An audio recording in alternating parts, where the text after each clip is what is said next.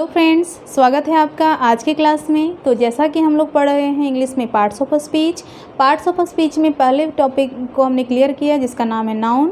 आज हम second topic को पढ़ने वाले हैं जिसका नाम है प्रोनाउन। तो हम जानेंगे प्रोनाउन क्या है, प्रोनाउन कितने शब्दों से मिलकर बना है, प्रोनाउन को पढ़ना क्यों ज़रूरी है। ये जो भी चीज़ें पढ़नी होती है उसे पता होना चाहिए कि क्यों पढ़ना है। तो हम इसकी विशेषताओं को जानेंगे, इसके प्रकार को जानेंगे। तो आइए सबसे पहले हम देखते हैं प्रोनाउन कितने शब्दों से मिलकर बना है और इसका अर्थ क्या होता है। प्रोनाउन प्रोनाउन दो शब्दों के मिलने से बना है। पहला जो शब्द है वो है प्रो। अब इस प्रो का अर्थ होता है के लिए, और दूसरा शब्द आप देख सकते हैं नाउन, और नॉन का अर्थ होता है संज्ञा। और संज्ञा से अब भली भांति परिचित हैं। संज्ञा को आपको लास्ट क्लास में पढ़ाया गया है। संज्ञा जितने भी नाम हैं उनको संज्ञा कहा जाता है। तो संज्ञा के लिए जिस शब्द का प्रयोग किया जाता है उसी नए शब्द को हम कहते हैं प्रोनाउन। और प्रोनाउन को हिंदी में हम क्या कहते हैं? सर्वनाम।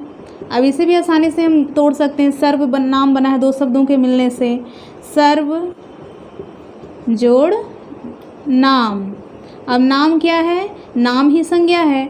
तो सभी, सर्व मतलब होता है सभी, सभी नाम के लिए जिस शब्द का प्रयोग किया जाता है उसे ही हम क्या कहते हैं?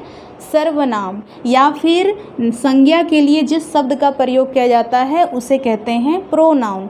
तो ये तो हो गई प्रोनाउन की बात कि प्रोनाउन क्या है, कितने शब्दों से मिलकर बना है। दो शब्दों से, प्रो जोड़ नाउन।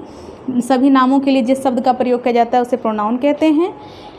परंतु इसे पढ़ना क्यों है? देखिए, अब हम हर चीज़ों को क्या करते हैं? उसके नाम से पुकारते हैं। अब एक समय में अगर हमें 10 चीज़ों के बारे में बोलना हो तो क्या सबका नाम लेना संभव है? हम बोलते हैं ये सभी चीज़ें बेकार हैं। तो हमने यहाँ पे अलग अलग चीज़ें रखी होंगी, सब चीज़ों का नाम होगा, सभी वस्तुओं के अलग अलग नाम होते हैं। तो हमने सभी का नाम न लेकर कहा ये सभी वस्तुएँ बेकार हैं या ये सभी बेकार हैं।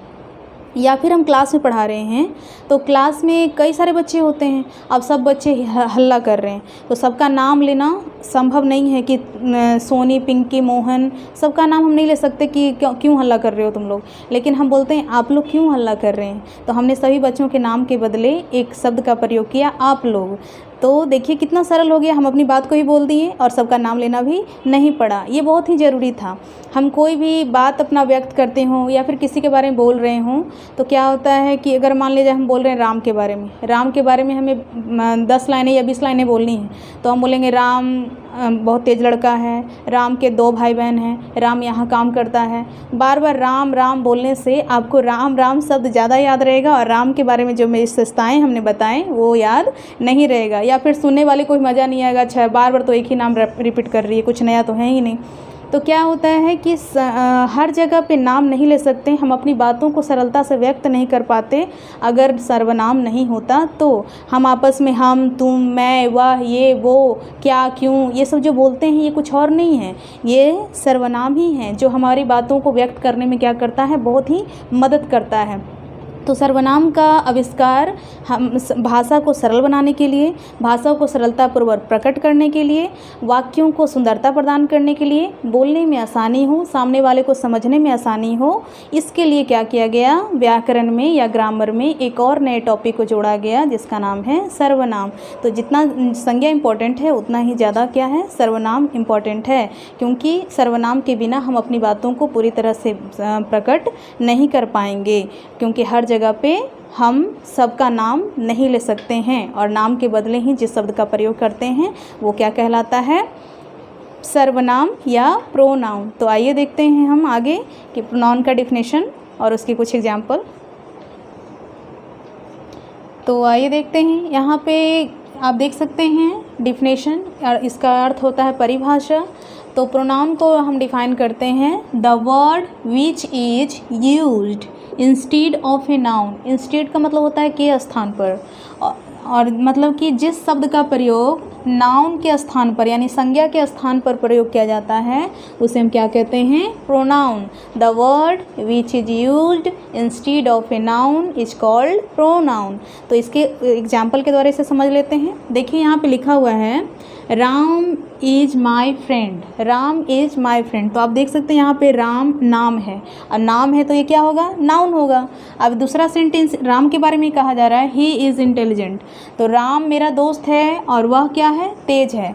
तो राम के बदले यहाँ पे अब आ गया ही। आप देख सकते हैं नाम के बदले ही जिस शब्द का प्रयोग किया जाता है उसे क्या कहते हैं, सर्वनाम या प्रोनाउन। तो राम के बदले क्या आ गया, ही, तो ये क्या हो जाएगा, प्रोनाउन। उसी तरह से सेकंड वाला जो मेरा सेंटेंस है उसमें लिखा हुआ है Sita is a singer. Sita, अब यहाँ पे सीता नाम है तो ये क्या होगा, प्रोनाउन।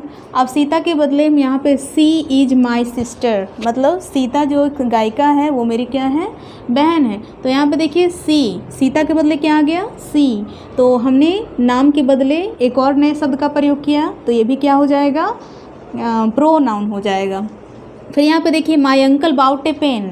अब मेरे अंकल ने एक पेन खरीदी तो वो इट इज़ ब्लैक, और वो पेन कैसा है, ब्लैक कलर का है। तो पेन के बदले हमने प्रयोग किया ईट। तो पेन मेरा एक नाम है वस्तु का, और पेन के बदले हमने क्या प्रयोग कर दिया, ईट। तो ईट भी क्या हो जाएगा, प्रोनाउन। जितने आप देख सकते हैं नाम के बदले ही आ रहे हैं सारे के सारे, राम के बदले ही, सीता के बदले सी, पेन के बदले ईट। अब यहाँ पे देखिए Ram and Shyam are playing cricket. यहाँ पे दो नाम आया, नाम Ram and Shyam. Ram and Shyam cricket खेल रहे हैं, दे आर ब्रदर्स, और वे दोनों क्या हैं, भाई हैं, वे दोनों। तो देखिए यहाँ पे राम और श्याम के बदले क्या आ गया, दे। तो आप देख सकते हैं जितने भी वाक्य यहाँ पे लिखे गए हैं वो सब में नाम, जितने भी नाउन हैं, नाउन के बदले ही एक नए शब्द का प्रयोग किया जा रहा है, और ये नया शब्द कुछ और नहीं है, प्रोनाउन ही है। तो एग्जाम्पल के द्वारा ये स्पष्ट होता है कि नाम के बदले ही प्रोनाउन का प्रयोग किया जाता है। तो अब हम देखते हैं आगे प्रोनाउन के प्रकार। तो आइए देखते हैं, प्रोनाउन को इंग्लिश में 10 भागों में बांटा गया है, या हम कह सकते हैं कि प्रोनाउन को इंग्लिश में प्रोनाउन के टोटल 10 प्रकार होते हैं। There are 10 kinds of pronoun in English grammar. तो आप देख सकते हैं काइंड्स ऑफ प्रोनाउन, इंग्लिश में प्रोनाउन के टोटल 10 प्रकार हैं। उन 10 प्रकार जो हैं उनके नाम लिखे हुए हैं। देखिए यहाँ पे फर्स्ट जो हमारा है वो है personal pronoun, second possessive pronoun, third मेरा है reflexive pronoun, एम्फैटिक pronoun, demonstrative pronoun, indefinite pronoun, distributive pronoun, reciprocal, relative and last interrogative pronoun.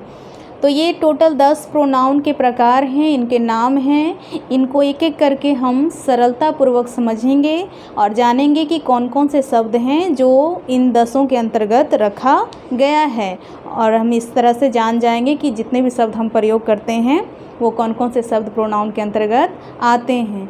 तो आज के लिए इतना ही, आगे का क्लास हमें इस तरह से चलता रहेगा। तबीयत ख़राब होने की वजह से वीडियो कुछ दिन समय पे अपलोड नहीं हो पाया, अब पुनः आपके वीडियो उसी टाइम से अपलोड कर दिए जाएंगे।